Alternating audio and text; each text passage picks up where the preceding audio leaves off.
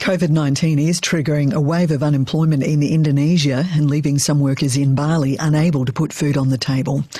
While the island so far has escaped a serious outbreak like the one in the country's capital, Jakarta, 70% of its population rely on tourism for a living. Indonesia correspondent Anne Barker reports.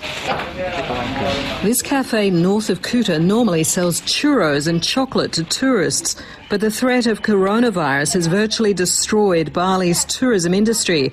The cafe has now become a crisis kitchen for Balinese who've lost their jobs. We just couldn't sit by and watch people in Bali go hungry. Australian Kylie Palmley helps run an army of volunteers who prepare daily rations of vegetables and rice. In our first day, we gave away 40 meal packs, and yesterday we were able to feed over 300 people. Komang Ayunovi has 2 children to feed, but no income since her husband lost his job as a tour guide last month. They're among countless families now reliant on food handouts. Because of coronavirus, we have no more tourists, so there's no work, she says.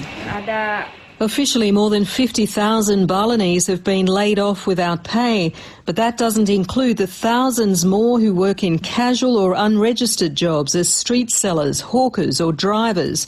Police in key tourist areas, including Kuta, report a handful of recent suicides. If there's no viable solution, then suicides could increase, says the local police chief, Robbie Septiadi, because the economy is so bad.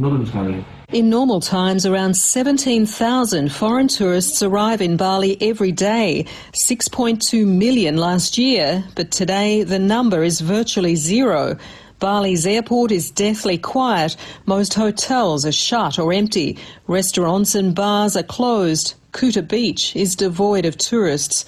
Michael Burchett from the Bali Hotels Association says the downturn is even worse than after the 2002 bombings or the more recent volcanic eruptions. We've been through a few disasters here, as you know, and this particular case is more devastating than others because of the total effect. Indonesia has effectively banned foreigners from entering the country until the pandemic subsides. The collapse in tourism could be long-lasting, though the Balinese have survived before and there's optimism they'll again bounce back. Anne Barker reporting.